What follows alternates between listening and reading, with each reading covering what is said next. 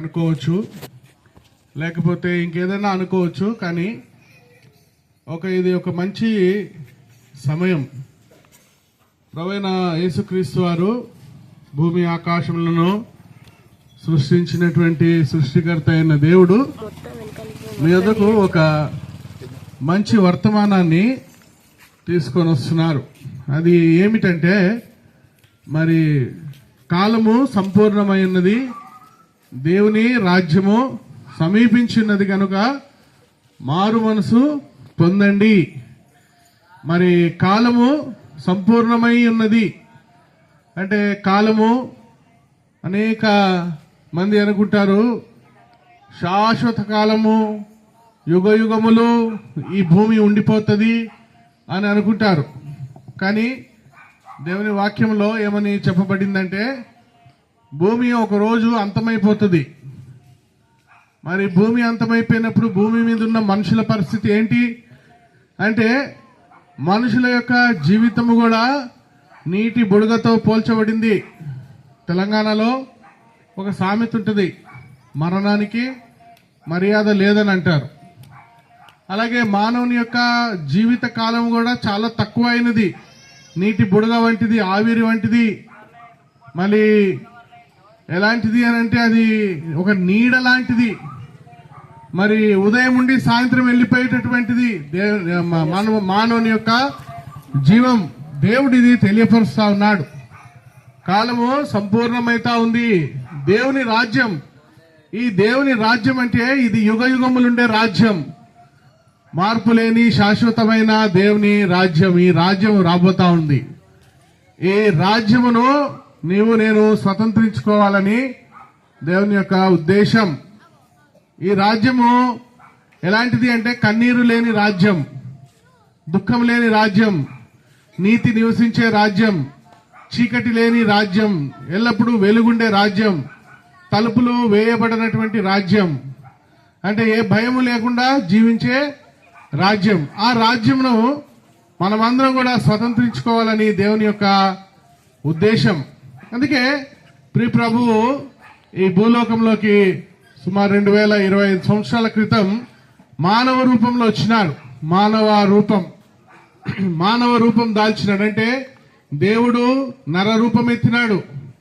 ఆ నర రూపము ఎత్తిన దేవుడే ప్రభువైన యేసుక్రీస్తు వారు.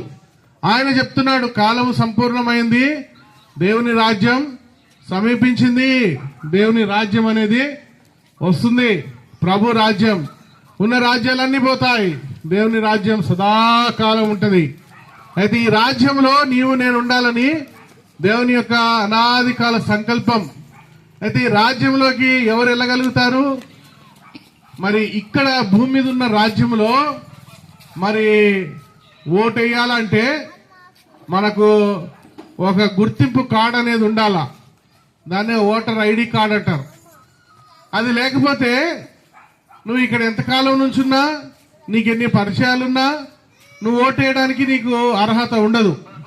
అట్లాగే ఆ పరలోక రాజ్యం, నిత్యం నివసించే రాజ్యంలో నేను ప్రవేశించాలంటే యేసు ప్రభు రక్తంలో కడగబడిన అనుభవం చాలా ప్రాముఖ్యమైంది. కొంతమంది అంటారు, అమ్మా ఓటు కార్డు నా దగ్గర ఉంది కానీ నా పేరు లిస్టులో కనబడలేదంటారు. అప్పుడు ఏమవుతుంది? మీరు వెళ్తే అక్కడున్న ఆఫీసర్ అంటాడు, అమ్మా మీరు 30 సంవత్సరాల నుంచి ఉన్నా, 20 సంవత్సరాల నుంచి ఉన్నా, మీ దగ్గర కార్డు లేదు కాబట్టి మీరు ఓటు వేయడానికి వల్లపడదు అంటాడు. మిమ్మల్ని గుర్తుపట్టినా గాని అమ్మా నేనేం చేయలేను అని అంటాడు. అట్లాగే దేవుని రాజ్యంలో కూడా మనం ప్రవేశించాలంటే మనకు కూడా ఒక గుర్తింపు కార్డు అనేది ఉండాలి. అదే మారు మనసు మారింది, జీవితం మారింది, పాపములన్నీ క్షమించబడినాయి అనే అనుభవం చాలా ప్రాముఖ్యమైంది. అయితే దేవుని వాక్యంలో ఈ విధంగా రాయబడింది, యేసు రక్తం ప్రతి పాపం నుండి కడిగి మనల్ని పవిత్రపరుస్తుందని. ఇందాక చెప్పినాను కదా, ఆ రాజ్యంలో నీతి నివసించే రాజ్యం. ఆ రాజ్యంలో మనం ఉండాలంటే మనం ఏమై ఉండాలంటే మనం నీతిమంతులమై ఉండాలా. నీతిమంతుడు అంటే ఏ మాత్రము కూడా అనీతి లేనటువంటి వాడు. అంటే లోక సంబంధమైనవి, శరీర సంబంధమైనవి, అలాగున పాతాళానికి సంబంధించేటువంటివి ఏవి కూడా మనలో ఉండకూడదు. మరి ఎట్లా ఇలాంటి నవీన స్వభావాన్ని మనం పొందుకోగలం? యేసు క్రీస్తు ప్రభులో మనకున్నటువంటి ఆధిక్యతది. ఆయన యందు ఎవరైనా ఉన్నట్లయితే వాడు నూతన సృష్టి అన్నాడు. అంటే పాతవన్నీ తీసేసి కొత్తదిగా మారుస్తాడు. ప్రభు రక్తం మనల్ని పరిశుద్ధపరిచేదిగా, ఆ దేవుని రాజ్యానికి మనల్ని సిద్ధపరిచేదిగా ఉంది. ప్రియ సహోదరుడా, సహోదరి, నీకు నేను చెప్పే మాటలు పెద్దగా అర్థం కాకపోవచ్చు. అయితే ఒకటి, యేసు ప్రభువా, నీ గురించి నేను 2 మాటలు విన్నాను. నీ రాజ్యంలో నన్ను చేర్చుకో అని అడిగినట్లయితే, ప్రభువా నీ రక్తంలో నన్ను కడుగు అని అడిగినట్లయితే, ప్రభు ఆ రాజ్యానికి నిన్ను వారసునిగా, వారసురాలిగా చేస్తాడు. నీకు ఎక్కడ లేని నెమ్మది, శాంతి, సమాధానాన్ని ఇస్తాడు. చాలా మంది అంటారు, దేవుడెవరు, యేసు ప్రభు ఎవరు అని అంటారు. దేవుడెవరు, యేసు ప్రభు ఎవరు? నేను ఒక చిన్న ఉదాహరణ చెప్తానండి. ఎవరైనా నీవెవరు అని అడిగితే మనం ఏం చెప్తాం? నీవెవరు అని అంటే, నేను ఒక మనిషిని అని అంటాం. నేను ఒక మనిషి. నీ పేరేంటి అని అంటే మనకుండే పేరు మనం చెప్తాం. అట్లాగే ఆయన ఎవరంటే దేవుడు. ఆయనకున్న పేరేంటంటే యేసు క్రీస్తు ప్రభువు. అలాగున ప్రియ సహోదరుడా, సహోదరి, ఈ జంగేడు ప్రాంతంలో ఎంతో కాలంగా ఉంటున్నాం. అయితే దేవుడు మీ మధ్యలోనికి ఆయన ఒక ప్రేమ వార్తను పట్టుకొని వచ్చినాడు. అంటున్నాడు, కాలం సంపూర్ణమైంది, దేవుని రాజ్యం సమీపించింది, మనసు మార్చుకో. మనసు మారుట అనేది చాలా ప్రాముఖ్యమైనది. చిన్న పెద్ద ఎవరైనప్పటికీ హృదయం మారాలా. హృదయ శుద్ధి గల వారు ధన్యులు, దేవుని వారు చూస్తారు. దేవుని చూడాలంటే హృదయం శుద్ధి చాలా ప్రాముఖ్యమైనది. హృదయము మోసకరమైనది, వ్యాధి కలిగినటువంటిది, చాలా ఘోరమైనది. దాన్ని ఎవరు కూడా అర్థం చేసుకోలేరు హృదయము. అయితే ప్రభు అంటున్నాడు, హృదయాన్ని మారుస్తాను అని అంటున్నాడు. మన జీవితాలను మారుస్తాను అంటున్నాడు. మన యొక్క శారీరకమైన, ఆత్మీయమైన రుగ్మతలు, లోటుపాట్లను అన్నింటినీ తీర్చి మనల్ని ఒక నూతన వ్యక్తిగా చేసి ఆ నూతన రాజ్యంలో చేరుస్తానంటున్నాడు.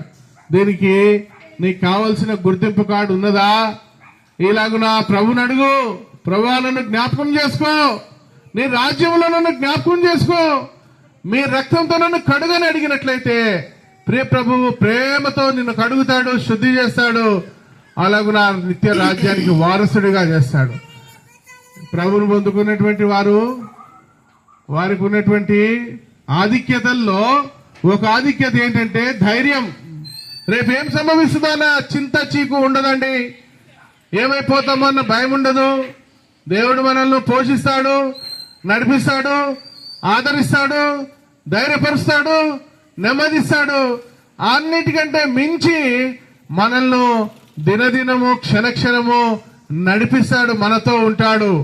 దేవుని యొక్క నివాసం నరులతో, సహవాసం నరులతో ఆయన యేసుక్రీస్తు ప్రభువులో మనకు ఉచితముగా అనుగ్రహిస్తున్నాడు. నువ్వు ఎక్కడ ఉన్నప్పటికీ, ఏ స్థలంలో ఉన్నప్పటికీ, నువ్వు వింటున్న మాటలను నీ హృదయంలో ఒకవేళ ఏమన్నా ప్రశ్నలు మొదలైతా ఉంటే, ఇక్కడే సమీపంలోనే హెబ్రోన్ ప్రార్థనా మందిరం అని ఉంది.